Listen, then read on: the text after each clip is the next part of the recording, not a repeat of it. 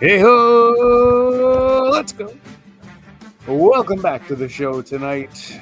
Which players have best outperformed or underperformed Team Pugsley Baseball? Their draft status through April as we roll through, and we get to that, our MVPs, fantasy MVPs and duds, plus all the other good stuff. But as you know, we always begin the show by asking you the question, where else would you rather be than right here? Boom! Right now, Jurgen live at our split studios. This is Fantasy Baseball Now. Episode 35 is here for our show, part of the Ball9.com podcast network. What's up? Not much, but in addition to us talking about who's been really great and more specifically who sucked because you followed all of the great ADPs before you drafted, we'll get into our who's hot, who's not, go get them, go and cut them. Look ahead to next week as we plow through Major League Baseball with a fantasy spin. In our collective 72 years, though, we're both taking a hit. So I'm going to call it 71 because in each league that we're in together, we suck in each league, not independently. So we're going to say 71. I just beat you in the head-to-head league. It appears that we've taken a year off, and I've taken a year off in head-to-head, and you have appeared to take a head-to-head a year off in rotisserie. Thanks, Nemo. Follow us at ball9.com. Hit the like button, smash the like button. Please beg the like button. If we get up to 9 more followers, we'll be 140,000 followers away from monetizing this website. Dare to dream. Dare to dream, kids. I found out that you don't get financial aid. You don't get a grant when you're in grad school. So the price of American University has gone up prohibitively for my year 5 student who graduates next Thursday, by the way. Yeah. Speaking of graduating, Brandon Nimmo graduated to an alumni of Team Pugsley Baseball. I had him active for 4 weeks. He was garbage. I finally benched him. 9 RBIs in the first 3 innings last night, and I traded him. You show me up like that, I run you out of town. Get out. You made me look bad. My phone was blowing up. Good. You are way too good for Team Pugsley. You need to get out of here. I got Battlefield Bobby texting me, Unstoppable busting my stones. Fortunately, he now owns Nimmo after this afternoon's trade with Jung Ho Lee. So thank you. Brandon, don't let the door hit you on the way out, buddy. But Kerry Carpenter homered again for the second night in a row. He went in the lineup instead of Nimmo. So that's I thought that was a good move by you, and I don't often tell you that. But I thought that was a good move because we talk about these guys all the time. Like if you're not going to play them, yep. Somebody gets all excited about them because they had one good day in a month. He had an entire month last night. There were no other good days.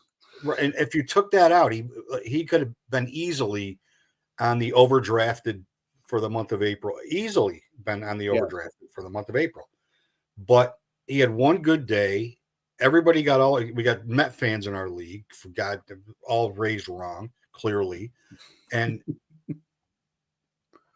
I thought like that's when you trade players like that. Yeah. You're going to trade them, and you're always going to hedge yourself. Every week you look at him, and you're like, God almighty. I'm starting to be a believer in Trent Grisham, Uncle Ted. Uncle Ted is in the house. I have to admit, and he's left-handed, so I know he holds a place near and dear to your heart. Yeah, Kyle Gibson forgot that he was not warming up in the bullpen in the first inning tonight, and he served up 3 beautiful pitches to the top 3 of the Yankee lineup, and they all quickly deposited them. He was so bad, Cody Bellinger homered. You're going to hear more about him later because he's next if he doesn't get it going. 2nd round draft pick for me after 7th round, really, if you count the keepers, but still showing me up. He was showing you up. I think it's personal. It could be. I think these guys have access to rosters, and then they look at like they just like start doing internet scrubs of your entire social media history, and they're like, fuck this guy. Pretty I don't want much. to play. I don't want to play for this guy anymore. That's how it feels. Jazz got hurt tonight. That's not good. Yeah, I saw him come off the field. Oh, he didn't make my list. I'm not sure, but Okay. Hey, speaking of lists, April's best and the duds, but if it was just the MVPs for April, it'd be the Aaron Judge show. He's been awesome. We kind of based our choices on ADP versus where are they now. So that's kind of a little preface on that. Though Aaron Judge deserves the conversation with the year he's having so far. He could take over the show. He's been that good. He hasn't missed Juan Soto a lick. no. And I don't want to take anything away from Peter. I don't want to take anything away from Pete Alonso. Nothing. Yep. Oh, he's another guy. Bet on himself. He's having a great year. And could he be impacted because Soto's hitting in front of him? He very well could be. Yep.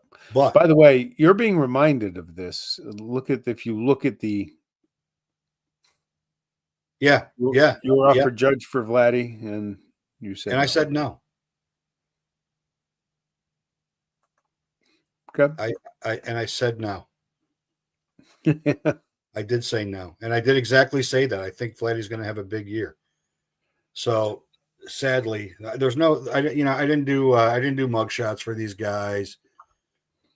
Too much content this week. I was like working my regular friggin' day job, sadly, and I just had to start spitting out guys after. That's okay. After I got here. So I'm going to let you go first with your. Despite the fact that you have a sell the team on with your Oakland Vegas A's love for Tyler Soderstrom. I'll start with Pete Crow Armstrong. He was a big guy, a very popular topic for us in the offseason. We both loved him. Currently ranked 6th in CBS, 148 ADP. 286, 5 homers, one tonight, 19 RBIs, 22 runs, and 12 steals. And the guy plays, I said in the offseason, he plays like his hair's on fire. And he has really delivered for that team. And he has lived up to the hype that we at least gave, and I know a few others. Beyond that, Tyler Soderstrom has been a big surprise in Oakland. Didn't see this coming. He's 14th ranked right now. ADP was 260, 9 homers, 24 ribs, hitting 291, more than you could ask for. He's the big surprise because he hadn't really done it yet in his opportunities. He's a former first-round pick for the A's. Good for him. He's cashing in. They got some mashers coming through that lineup. If they get somebody to pitch, I think they could make a run at the playoffs with that Mason Miller character at the end of the bullpen. And the other guy I picked was a guy I kept a few years ago. And Cedric Mullins was in the category of, you think he should be better than he really is, and something's just not right. Maybe it's the 227 batting average he always seemed to deliver on you. No. He's hitting 292. He's running a little bit, 6 homers, 20 RBIs. His ADP was 177, and it's at 22 now. Could you imagine how bad they would be if he was having a typical year for him? If memory serves me correctly, he was on your do not draft list for this year. He very well might have been because and rightly so, to be honest with you. Yeah, but I did think he was. I didn't agree with that because he was pretty good after August 1st last year. Yeah, you're right. Without him, I mean, they're 10 and 16, 11 and 16. They'd be 4 and 23. They'd be with the Rockies. Uncle Ted, did you mean Patrick Corbin and PCA comparable or? We'll get to Nick Pivetta in a little bit, Uncle Ted. Hey, for me, it's Alex Bregman. Nobody, when a lot of ADP started, nobody knew where he was going to play. So he was 114, but he's hitting 319. He's got 5 homers. He's got 22 RBIs. He's got 19 runs scored. He made Devers have the worst slump of the start of his career. And he was a good get at 114. Tommy Edman at 175. He was great. 5 homers, 18 RBIs, 18 runs. He plays every single day. And what I always say about the Twins is they're as good as the health of Byron Buxton. And Byron Buxton slipped all the way to 219. And he's 6 homers, 17 RBIs, but he's 23 runs scored and 6 stolen bases. Wow. And he's clearly outperforming. He's clearly outperforming where he was drafted. I mean, all these guys are. Especially Soderstrom. Soderstrom probably the most of all. If you had told me there was one guy on this list that I thought I would come out of our draft with, it would have been Edman, because I thought I would have gotten him late. But even then, somebody grabbed him before I could. I know. I almost saved PCA, and then I made a trade with Battlefield Bob, and he got squeezed with Mr. Leadoff home run O'Neal Cruz, who's going to catch Ricky Henderson this year, apparently. Christ. Who on this list is the best equipped to have this type of year all year? To not have the two guys at the top of the list are best equipped to sustain it. Edman, I don't know what's going to happen with Soderstrom now that Kurtz is up, though. Kurtz is not playing against lefties. So I don't know if he's going to lose at bats or if he's going to get worn, his head messed up because he's playing everywhere. Yeah, hopefully not. I mean, Mullins and Buxton are a hamstring injury away from 60 days on the DL. So they always have that injury history. But if I was going to bet, I would bet on PCA first and then Bregman second, especially Bregman in that lineup. But I think those are the two that they could repeat in May on this list. I'd be surprised if the other 4 did, but the one guy I would throw in there would be Edman. You remember how he finished last year? Well, he finished with a flourish and then was NLCS MVP. Yeah, there was that. Yeah, and everyone's got pressure on him when they're at the plate, but he doesn't have a ton of pressure on him given that he's got about all these marquee guys around him, right? He could probably just show up at the ballpark, go do his work every day and go home. He's not he's not even close to being the biggest star in the room. He can kind of just go through it unassuming and do his job, and he does it very, very well. But a little similar to Soderstrom, he doesn't really have a position. I mean, he's playing second base mostly. I mean, the Dodgers' hand is going to be forced shortly through their minor leagues. I mean, they may need to call up the kid, the shortstop, and move Betts to second, and then Edman goes to the outfield again. And I think that part of it is when you don't know where you're going to play every day. It does have a tendency to mess with you. In that you can't be 100% equipped to focus on hitting when you're not 100% sure where you're going to play. I don't think Buxton's played in the outfield yet. Maybe he's played a couple games, but he's mostly DHing. Mullins is playing center field pretty much every day. Yeah. I mean, they're putting PCA in center field. Maybe he moves to right from time to time. I mean, Bregman's going to play third base. That's clear. Whether Devers likes it or not. I mean, he's playing third base. No, he's playing third base. I assume he's giving him better defense than Devers would have.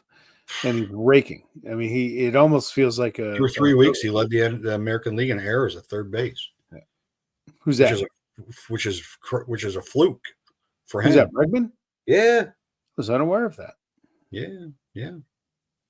Let's go to the bump. Let's move to the bump. Yes. Fuck you. Nick Pivetta, man. Holy smokes. Yeah.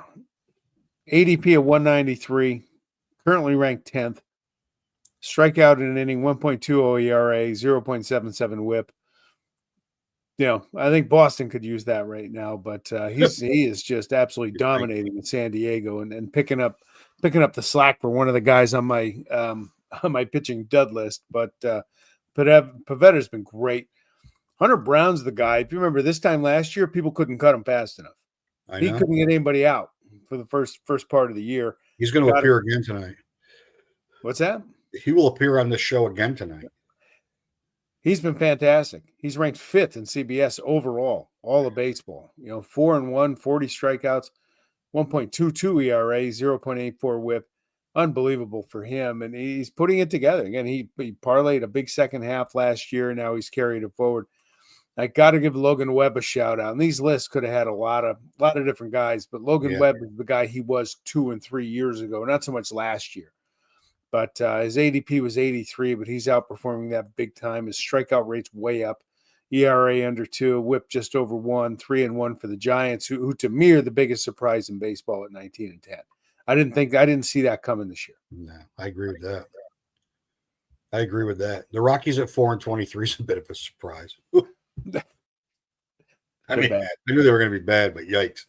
I mean, for me, off the top of the list is Hunter Green, and I think he was my second. He was my runner-up for Cy Young. I think if I remember correctly, Uncle Ted picked Hunter Green to win Cy Young in the National League. I believe he did.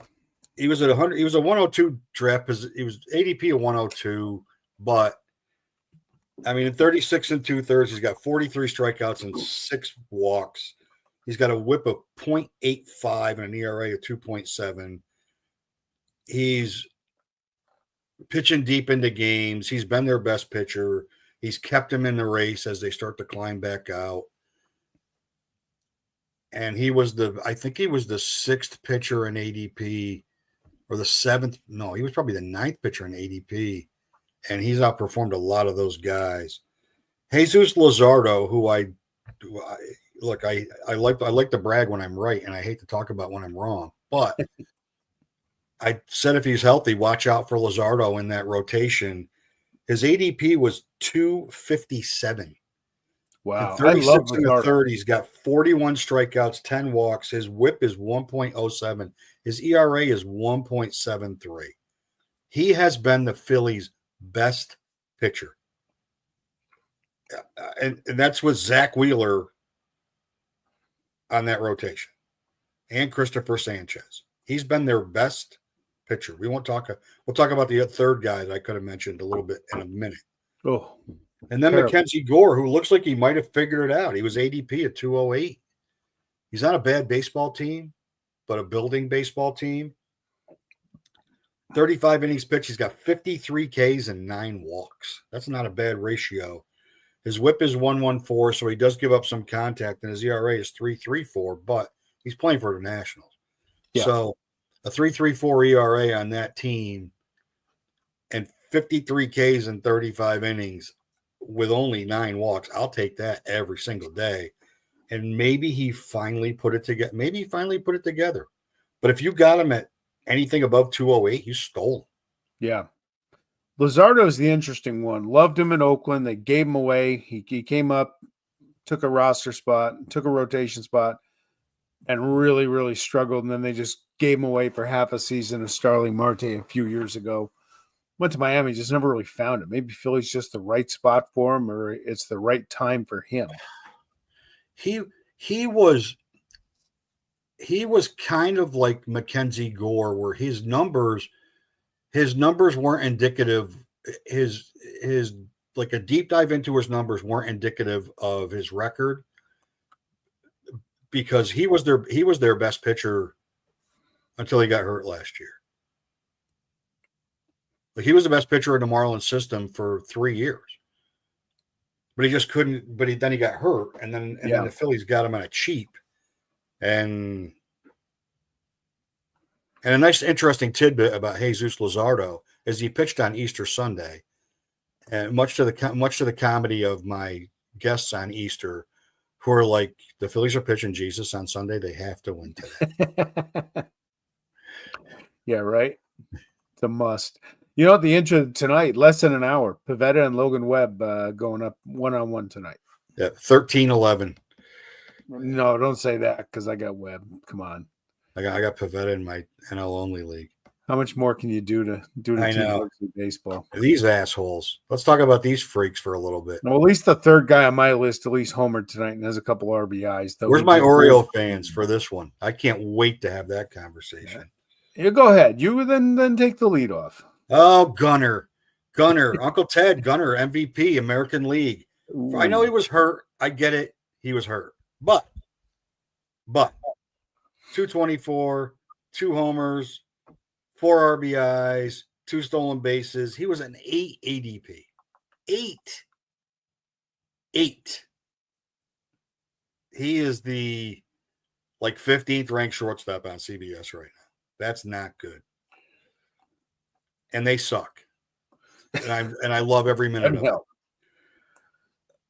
Acuna is on here only because he was 33 for ADP. He could be on the hitter list in May, very possibly, but ADP of 33, and he didn't play a minute. Nope. And then my guy, who's amazingly is still on my team. I don't know why. Yainer Diaz was as good an offensive catcher as there was in baseball last year. For a guy, yeah, I know, Bob. Congratulations. You got one right. But we chalked it up to Braves hating from a Met fan and just thought you were bitter. But you were right, Bob. You were right. We got it. He's going to take victory laps. The Mets took over the city of New York in the offseason, and now they're playing it. And that hodgepodge pitching staff is. Let's stay on point. Carrying away. Don't try to get me sidebar ranting. But I digress. How's that? Yeah. But Yainer Diaz was 56 ADP. Position and productivity put him there. I believed it. And he's hitting a ginormous 172 with 2 homers and 9 RBIs and 8 runs scored. And I can't take him out of my lineup. I can't take him. I got a blind spot for him. I can't trade him. I can't cut him. Somebody will pick him up. I picked up catchers and I'm like, and then he'll go 2 for 4, driving a run. I'm like, maybe he's back. And then I put him back in. And then Monday through Thursday, he's 0 for 16. Gets Friday off because they can't take it anymore. Saturday gets a couple of hits. He's right back in my friggin' lineup.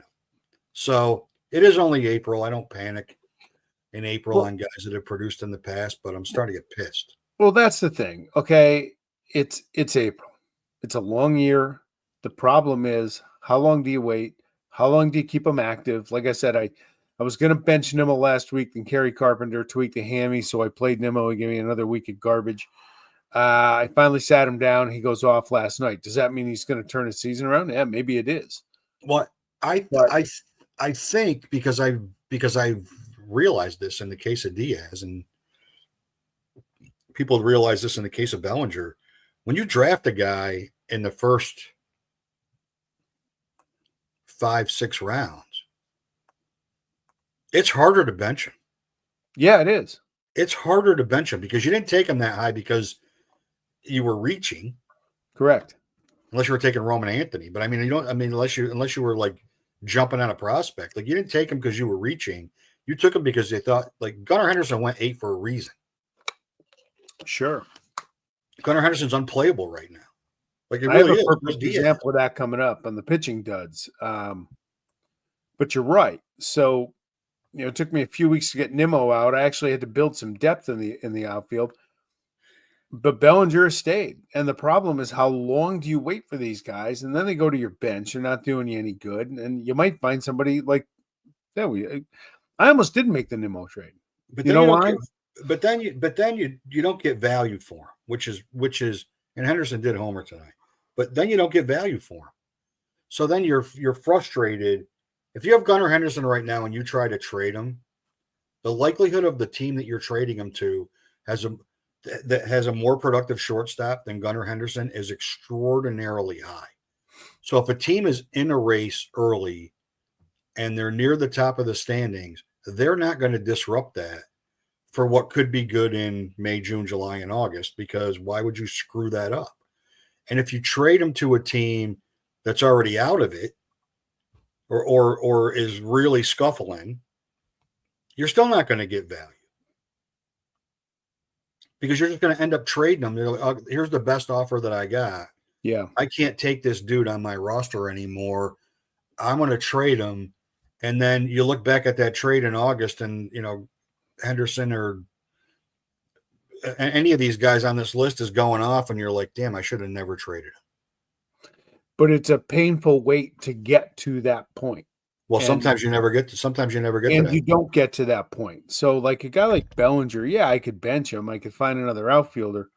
But if it's an infield position, it's not so easily done because now you're going to the free agent ranks. Like Jazz got hurt tonight, and I immediately tried to see who was available. I immediately tried to see who was available at second base in our league, and I'm like, yikes. Well, you can pick up one of my duds. Or good thing I got Renifo on my team. I'll tell you what, for a little later in the show, nobody picks up guys when they're hot like me and have them just turn into complete fucking not even be able to hit a baseball like I do. It's a skill. And nobody puts guys on lists that they're pissed off about. And then during the show, they go off like you. Correct. It's a gift. It's a gift. It is a gift. It's a gift. My guy, Willie Adames. Hey, ADP 79, big contract going to San Francisco. Both of us were skeptical heading into the year. Didn't like it. Didn't like the spot. Didn't like anything about it. 202, 1 homer, 14 RBIs, 14 runs scored. Yeah. On a grossly overachieving team. Yeah. You'd think he'd be the one carrying him. Yeah, you're right.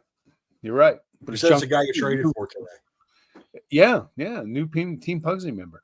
Anthony Santander loved you in Baltimore, Bell. Loved you. Maybe he'll get it going. 179. Now he'll ramp that up. He'll get into the low 230, 240 maybe. 3 hits. The 3 homers is the problem. You wouldn't expect it, right? 9 RBIs, 8 runs. He and Vladdy have just not been the combo that a lot of people thought they would. I think Vladdy went yard tonight, though, too. Maybe everyone's starting to get it cooking because it's almost May. Maybe. Cody Bellinger, yeah, you know what? If I'd seen this stat line earlier, maybe I wouldn't have put you here, but I picked him in what is our real 7th round. So approximately pick wherever I picked in the 7th, approximately pick 67 or so. So right around his ADP is what my point. He's been awful. All I heard all off season was, oh my God, he's perfect for this ballpark. He's going to go off. And I, took in the year. I'm like, I need 30 home runs out of this guy. Well, you got to be in a lineup. He's got it. Yeah. God, but. So part of that with him is like he's not consistently in the lineup because his back keeps barking at him. And he's a bad chicken wing when his back isn't bulky. And then who would have thought that Goldschmidt would have returned to Diamondbacks Goldschmidt, where you would have thought that Bellinger would have got at bats at first base too? Yeah. Which was part of the allure of having Bellinger because he was first base and outfield eligible. Yep. And that ballpark. And he can't get at bats at first base because they can't take Goldschmidt out of the lineup. Yeah. He's just too damn good. Yeah, I don't think either one of us are suggesting you cut any of these guys. If you can get good value for them, maybe they'll come around. I would expect Gunnar. I would think they probably all will. Santana will come around with the power. I don't know about that average, but Gunnar for sure. Acuna is the wild card there. But you're right about that ADP at 33 because 0 on the stat line is 0 on the stat line. Yeah, right. No return. You better be damn smart. You better be damn smart in later rounds on who you're going to get to pick them up. And it better not have been Jared Kelenic. Wow.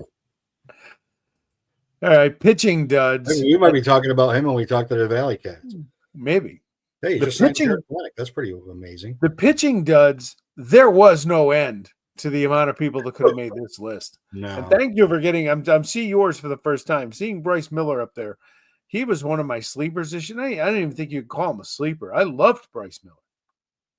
And no, tough start. But you go ahead, because all three of your guys I was going to put on my list, and but there was just you're right. There are many candidates for this. And Zach Wheeler could have made this list easily. Zach Wheeler, easily. He could have made this list for where he was drafted and what he's been into the last two starts. He has not been great. But Corbin Burns, ADP of 39. He's only got 25 strikeouts and 26 and 2/3, but he's got 12 walks, which is troubling. His whip is 1.35. His ERA is 4.05. I mean, he has not been even close. He'd still be Baltimore's best starter by a mile with those stats. Yep. But he has not been even close to his draft position. And then Emmanuel Clase, holy smokes. I mean, holy smokes. Talk about falling off the cliff. He was ADP of 42. Can I take a victory lap real quick here? Because again, I'm right, so I win frequently. I think on our bust list, I had Burns as the bust from Arizona, and I know I had Clase in Cleveland, and people were ripping me at the draft for that. If you look at his finish last year, it wasn't very pretty, and the playoffs were a disaster. No, the Yankees ruined his life. And his strikeout rate was down. So, yeah, go ahead and continue, because I'm going to enjoy being right about something. 11 and a third innings. He's pitched 11 and a third, right? His whip is 2. His ERA is 7. He's 0-3 with 2 blown saves. He's only got 11 strikeouts and 11 and a third, which is unlike him. Yep. He lost his job.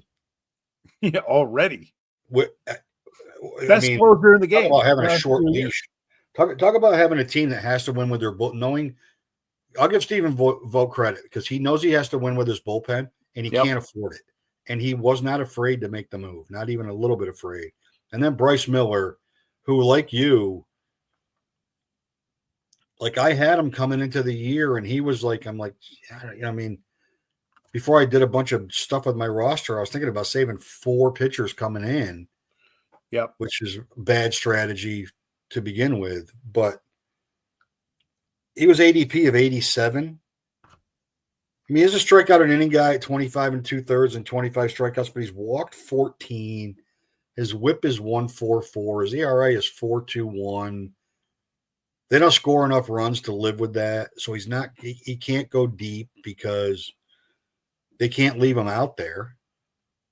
And he's just not been very good at all, considering how he finished last year. His second half was spectacular.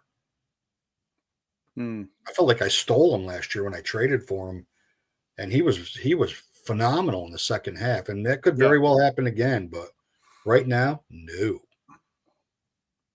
Right now, I'm not sure I'd start him. I'm not sure I'd start him right now if he was on my roster. I'd be looking for a reason to find somebody else until he got it figured out. I wouldn't cut him. It's interesting you say that. So Chris Sale, I kept him. I decided I had to have. Well, Tanner Houck didn't make this list because there was no expectations on him. Yeah, and he's been lower than that. Yeah. Yeah. If you're lower than no expectation, you're not good. Below duds is the category of just complete shit, and that's the Tanner Houck category. Yeah. Yeah. So I saved Sale, let Schwarber go. Ugh. Sale's shown a couple of flashes, but Sale this week, up until this week, he was in the category of I'm going to play him. I don't care where he is. I don't care where he's pitching, who he's facing. I play him automatically. Wheeler's in that conversation right now. Logan Webb is for my team. I benched Sale this week, even going to Colorado, and they're 3.2 runs a game they average at home. I still sat him down. He has lost my trust. He's striking out a ton of guys, but his ERA is 5.4, ERA or whip of 1.59. That's just not Chris Sale. He's Cy Young winner last year, and maybe age just did catch him. The other guy, my God, anytime I turn on a game for the Fighting Phils, I see Aaron Nola on the slab, I'm like, yeah, the Fighting Phils are going to have to fight and claw for their way for 9 or 10 runs tonight to try and get a win. 0-5, 5.40 ERA, 1.40 WHIP. He has been terrible. Terrible. I would have guessed his stats would have been worse than that. He's been so bad. And speaking of bad, Dylan Cease is pitching like he did the year I saved him and Alek Manoah to fill up my starting pitching before the pitch clock ruined Alek Manoah's career. But yeah, that's what did it. Dylan Cease, 44 ADP. His current rank is 2,500 hamburgers. Nothing to do with that. Cease's ERA is worse than Aaron Nola's. I mean, my God, 5.76, WHIP a 1.62. Pitching on a really good team in San Diego. Yeah, I'm having trouble figuring that one out. But who on this list would you pick to turn it around? Sale. I would pick Sale and Bryce Miller of the 6. I actually picked Clase to turn it around. Really? I've written him on. He's done. He'll figure it out. We're not talking about Raisel Iglesias. Who goes through these things that he goes through all the time, his entire life. He's on my head-to-head. I think Sale. I've been down on Nola for 3 years. I've never been a huge Dylan Cease fan. He cut his hair. He shaved his beard. He sucks. Grow your friggin', grow it back out, dude. You're just not good. He's their 4th best starter, and that's with Randy Vasquez being in front of him. Did you have any thoughts, a Yankee fan, of putting Devin Williams on this list? They let him grow his beard back. I did. I did have thoughts of putting Devin Williams on this list, but I didn't want to put 2 closers on here, and Clase's actually been worse than Devin Williams. As hard as that is to believe. Fair enough. This was a hard list to pare down to 3. I mean, I could have put Williams, Clase, and Ryan Walker, all 3 of those guys on this list, and 3 closers that have probably lost their jobs. 2 have definitely lost their jobs. Walker's still, you never know. They could have easily gone on this list, but like the pitching was not. There were far more candidates on the non-pitchers of the month than there was on the pitcher of the month. Far more. Correct. I couldn't believe the list. I was going through it. I was like, oh my God. We could have each done a top 10 and had different guys. I mean, Skeens and Screwball have been as advertised, though. Skeens is not as good as he was last year. Screwball's been really good. Green's been really good. Wheeler, to some extent, has been really good. And then everybody else that's pitching super well are pitching above their ADP. But there are far more guys that like Pavetta's above his ADP. Even Michael King's above his ADP. Hunter Brown's definitely above his ADP. I mean, there's far more guys. Framber's below. Like there's far more pitchers. DeGrom is below, and DeGrom's been okay. Yeah, he's been okay. But the biggest thing is it's the end of April and he's not hurt. He's pitching. I was just going to say. He's made 5 starts, and he's not throwing 130 anymore, but he's throwing. He's not striking out 13, but he's still pitching. Yep. And he keeps them in every single game, and they need him to because they can't hit for squat right now. Who'd have thunk? Who'd have thunk that the Rangers would be near the top of the American League in ERA and near the bottom of the American League in runs scored? Yeah. Everybody in the world thought it was going to be opposite. Who cares how they pitch? They're going to score 1 million runs. No. Yeah. Marcus Semien. The fact that neither of us put Marcus Semien on here, we were probably so down on him going into the year that it doesn't. That's the thing. I already kind of wrote him off. Why beat him when he's down? He's worse than I thought he would be. Oh, he's not good. All right, you ready? The only player of the bad player, the only guy that's really bounced back on that team is Garcia. And he's not spectacular, but he's having a pretty good year. Young's being okay. Josh Young is being okay. He's back from his injury. He's been fine. If it wasn't for Young, Tavares, and Langford, they'd be in last place. And Berger's been awful. He's been terrible. He was my breakout guy for that team. Yeah, he's broken out all right. Yeah, like a rash. Very good. Very good. All right. So that's April. We'll wrap it. We were going to wrap up April. We're going to move on to who's hot right now. And there's your guy again, dude. There's your guy. Ooh, Hunter Brown or Jacob Wilson? Well, when you were given Hunter Brown's season stats, a lot of it's fueled by his last 3 starts over the last 14 games, where he's gone 19 innings, struck out 22. He's won 3 of them. His ERA is 0.47, and his WHIP is 0.89. You don't get much hotter as a pitcher than that. That's insane. That's craziness. And he's a 2-start pitcher next week. Yes, he is. For me, Jacob Wilson owned in 81% of the league, started in only 65. He's hitting 321. And the thing people may not realize about him, when he got called up to Oakland last year, he batted right around 400, if not over 400, during his minor league stops last year. Got hurt in his first game, missed a few weeks. And that was pretty much it at the end of the season. He's a future all-star. And the thing about Wilson, a few weeks ago, he was on the waiver wire in our league, and I really wanted him, but I had Trey Turner blocking him. I needed some pitching reinforcements. I fleeced the big man. I gave him Trey Turner, great player. I got back Logan Webb, Jeff Hoffman to fortify my bullpen, and I picked up Jacob Wilson.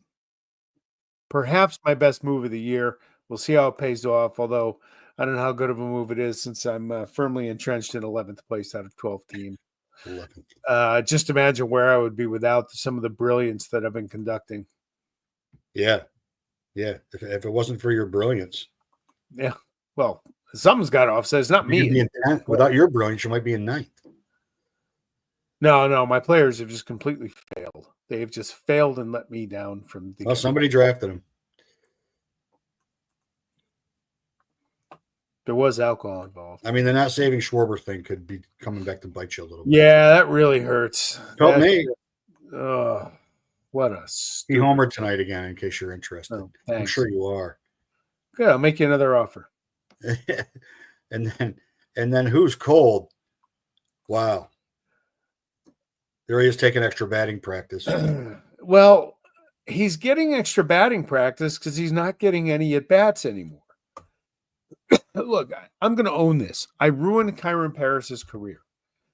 I pumped him up on the show. I picked him up as an injury replacement for Zach Geloff. In the 2 weeks he spent in my lineup, he got 1 hit. It was the first game he played. And by the end of that 2-week run, he wasn't even playing. He was getting rest days. When you get 3 rest days in 1 week last week, you're cold. Well, Zach Not Meadow saying you cut him. up. I did cut him because I don't want to carry an extra second baseman that's not going to hit my lineup. That's just not how I roll. He's only owned in now 70% of leagues. He's a good dude to watch. I think it's temporary, but he is put him on the bench because the Angels have. Well, if it makes you feel any better, they don't hit. They're in last place already. I didn't realize that today. They got like 20 hits in a week as a team. And Neto had 10 of them. You thought getting him back would be a boost to their lineup. It's actually hurt them. And then for me, it's Cole Reagans, who now is injured, right? He's got a groin injury. Yeah. I don't know how long he's going to be out. But going into that, his last 2 starts, he won a total of 7 innings. His WHIP was 2. His ERA was 11.57. Wow. I thought I heard they don't expect a DL for him. I thought I read that or saw it on MLB Network tonight, but don't hold me to that. They might be better off putting him on the 10-day injured list. Maybe. Because he is a dog and he's going to want to pitch. And if he screws around with a groin injury as a power pitcher for 3 months, he'll be screwing around with it all year. They did scratch him from tomorrow's start. I mean, they'd be better. They would be better served. I did hear the IL rules, which was interesting. I don't know where they were talking about it. I don't know if it was on a Phillies game, and Ruben Amaro was in the booth. And when it was the 15-day DL, you could go back 5 days. Okay. So if I decided today I wanted to put you on the 15 day DL, it would have been retroactive to Thursday. Now it's 3. So now with 10, it's really only a 13 day. It's really only 13 days. Before you got to make this at 10 days, you got to make decisions, right? You got to decide if you're going to move them or if you're not. And it's like 3 days on both ends or something. It's a little shorter period because teams were manipulating their rosters using the IL. Yep. The Yankees were masterful at that. Well, they're so used to it. Yeah, no kidding. Bringing, I don't know, any pitchers of any value. Who to go get, boy. Yeah, look, Cade Smith is only owned in 51% of CBS leagues. Why isn't he more? I don't know. He's in our league, so I couldn't go get him. Saves in his last 3 appearances, great ERA, great whip, 17-5, strikeout to walk. He's it. And Clase, if Cade Smith is doing the job and getting saves, sometimes if it ain't broke, don't fix it. Let him keep it. You might ride him for a few weeks. It might be a few months. You don't know. But yeah, I mean, he was already in any league that had holds. He was probably already owned. Yeah, because he was such a good setup guy for them. But I agree with you. Like, why would you cut him? Yeah, he's got the job until he doesn't. Right now, correct. And then for me, my favorite, I have had a lot of fun making fun of this dude, but Andy Paez, in the last 14 days, he's hitting 472. 3 homers, 9 RBIs, 8 runs, 2 stolen bases. He's only 32% owned. Like, as fast as you're going to cut Jordan Walker, you should be picking up Andy Paez. Okay.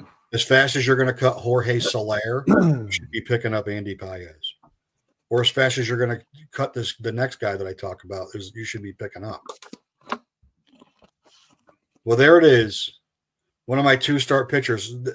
There's Jeffrey Springs showing the hitter what he's going to throw so they can pound it deep into the night. Wow. It's not even that. I came home Easter Sunday, went and had a nice family brunch, did our thing, played some hoops outside, sat down to watch Oakland Athletics baseball. And the Milwaukee Brewers stole 8 bases in the first inning against Jeffrey Springs. Yeah, they were running like they were 9 through 2 innings. Mercer. Like, I had the Brewers telecast on, and they're just like, they know something about him somewhere that somebody hasn't figured out yet because they're just running wild. Poor Langoliers had 2 throwing errors. It was painful. I went back out and played with the kids. It was like the Gas House Gorillas running the bases against Bugs Bunny. I just can't do this. It was painful. It was more painful than the 6 ERA he's sporting with 1.62 whip. Tampa, you come back and come and pick your dude up because look, if you can't hold guys on or they know when you're tipping something off, it's just a frenzy. And it was painful to watch. Unless you're a Brewer fan, then you unless you're a Brewer fan. Or a fan of the stolen bases. Or stacking Bryce Terang in your team and getting all those steals and all those other guys. Right. My God. Sal Frelick and Bryce Terang running around like 8-year-olds at a T-ball game. And for me, it's Taylor Ward. So the fact that this guy is still 56% rostered, I've made the mistake with Taylor Ward in the past. I'll never make that mistake again. Yep. Last 14, 136 batting average, though most of the rest of the team does too. A homer, 2 RBIs, 3 runs. He was hitting at the top of the lineup. Like, he was leading off for them. So they had 1 out before the number 2 hitter came up most of the time. And just do yourself a favor. He is what he is. Sure, he's a nice young man. He's a Major League Baseball player, so he's better than either of us ever were. But from a fantasy standpoint, no. And if you're one of the 31% that are still starting him, there has to be some. Unless you're in a 40-team league, there has to be somebody else that you can pick up that's better than him? There has to be. Maybe Andy Pye is. Harsh. Maybe. Maybe Tommy Pham. Underrated Tommy Pham. Just don't invite him to your fantasy football league. Oh, whatever you do. He definitely showed himself. He definitely showed himself last week in Anaheim when he got into it with a fan and then decided to make a gesture to the fan that got him suspended for a game and fined because he's Tommy Pham. Like, talk about picking on the wrong guy. Holy crap. Yeah, right. We survived a stabbing. Tommy Pham's not the guy you want to go to war against. No. Next week.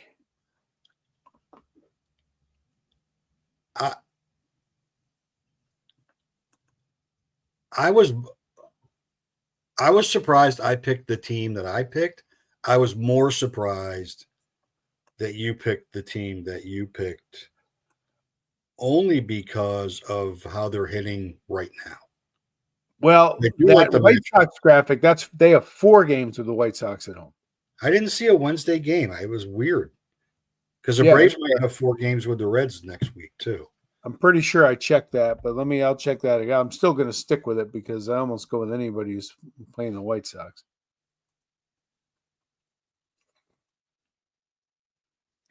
I thought I saw they played Monday, Tuesday, had Wednesday off, and then played Thursday. No, they got Wednesday, 6:40. It's a 4-gamer. Okay. Bad work. No. That's okay. Yeah, so 4 for the White Sox, 3 against the Red Sox. Their staff has been hot and cold a little bit. And maybe who knows? Maybe May comes around and some of these guys start to hit a little bit. So take a flyer on the Royals next week. I love 7-game calendars. Yeah, the Braves are starting to hit. It was Austin Wells just homering. The Braves are starting to hit.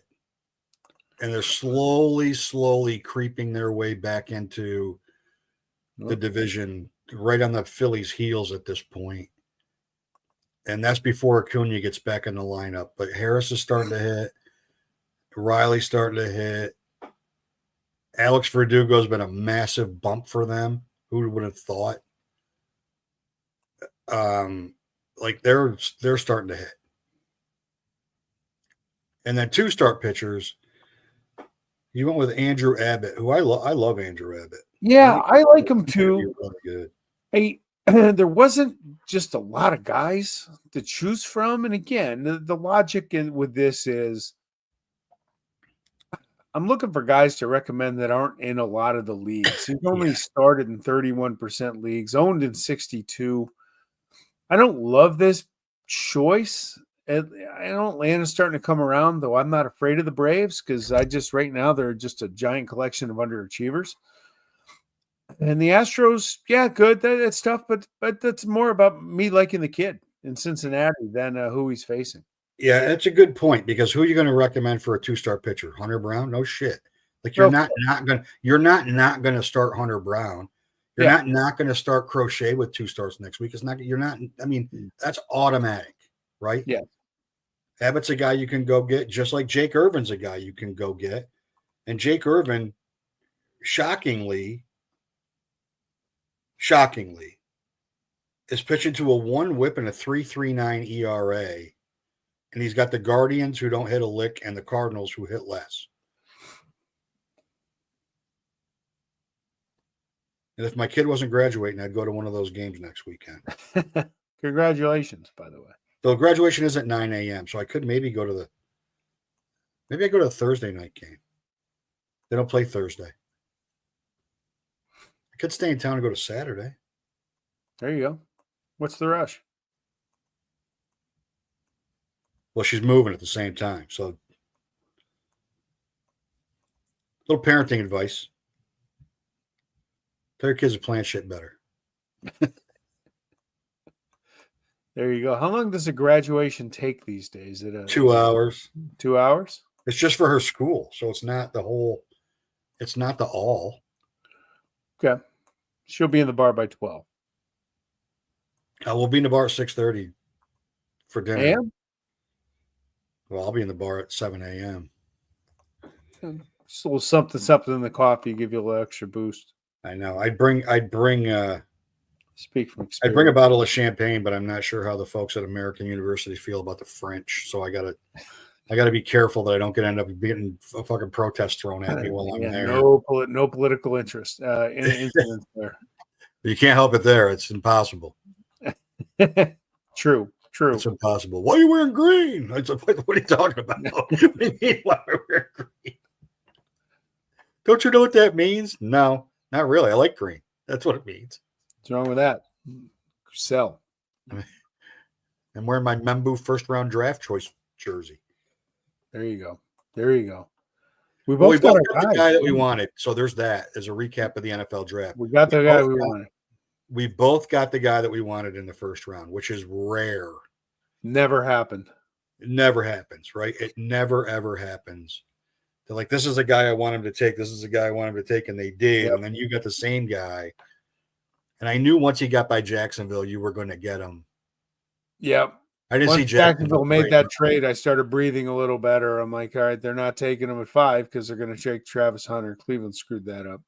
I wouldn't have traded Hunter. Yeah, Genti got picked, and that was a jump off the couch and pump your fist in the air moment and high five and imagine. Under the list of as fucked up as the A's are, under the list of organizations that are totally fucked up, is there any team in football more fucked up than the Browns? Because I'm going to play this out a full year, right?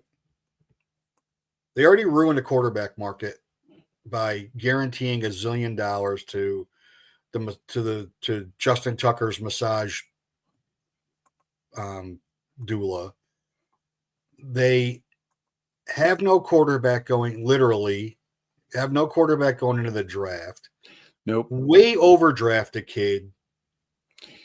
Take a kid that's probably first round talent, but major problems. They're going to end up with the first pick next year, and they're going to take a quarterback with pick 1. Correct. And what do they always say? If you got more than one quarterback, you have none. You got none. Yeah. They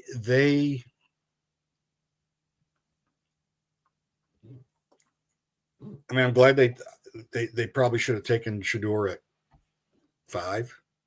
Anyway. No. Why? Well, look at someone's got to teach a kid how to do a job interview. It's a problem, right? That's the only way to explain. That's a problem. That's the only way to explain. It's a problem, and I'm not 100%. Well, I mean, we'll see when he gets to camp whether he gets it or not, but I don't think he does. No, I don't either. I don't know. I mean, he's not the first player that teams have questioned. Are they more concerned about being who they are? Or are they more concerned about playing football? I've been saying that for a year and a half on him. And if you watch the interaction between him and Cam Ward, and all those videos all came out around the draft when they were at UNLV throwing. Yep. And Cam Ward was like Kobe. He was relentless. Trash talking him. Relentless. Yep. He's like, you need a drink after one drill? Yeah. I guess that's what happens in a 9-win team. He goes, oh, you had to go get water? We did one drill. He goes, I didn't get water. I got Gatorade. They pay me. And Cam Ward, dead immediate. Well, football pays me.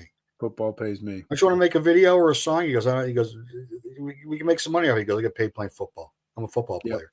What do you like to do when you're having fun? He goes, I play football. That's what I do. Like, he's never stopped.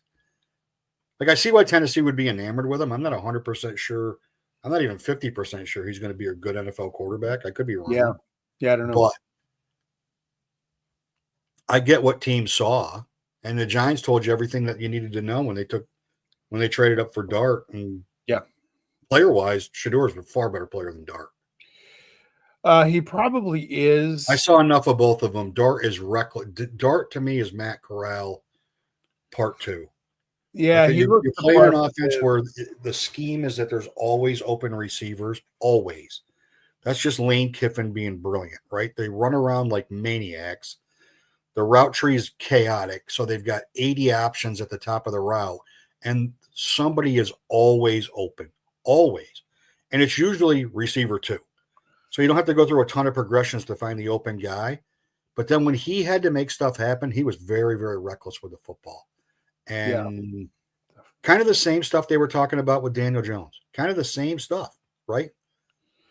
Yeah. Hey, let me ask you. I got to go back to baseball for a second. We Why can do would that. the Phillies bring in Alvarado in the 8th inning? Because Jordan Romano in his last 2 outings has been phenomenal. But then they bring in who is Kirkening, because he just allowed 4 runs in the 9th inning. Yeah, 3 he's of the them next unearned. guy. He's the next guy. He's the next guy that's going to be out of that bullpen. Yeah, because he's going to cost them a game here. But anyway, Another game. He's going to cost the bullpen again.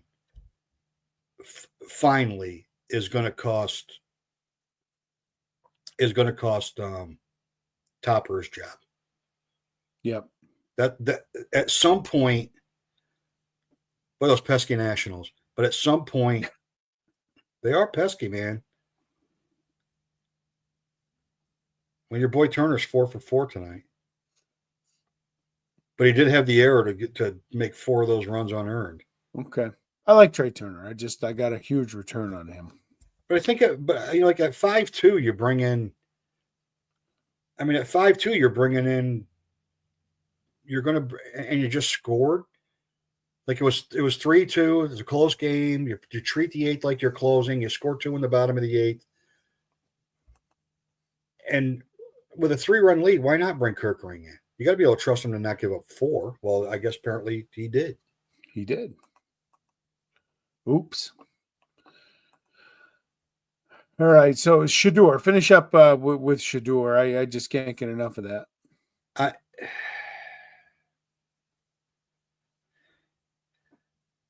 What was more troubling to me with the Shador stuff is it's collusion. No, that's stupid. It's racism. Beyond stupid. It's just like, just stop. Just stop. Like I think on Saturday, Louis Riddick said it the best.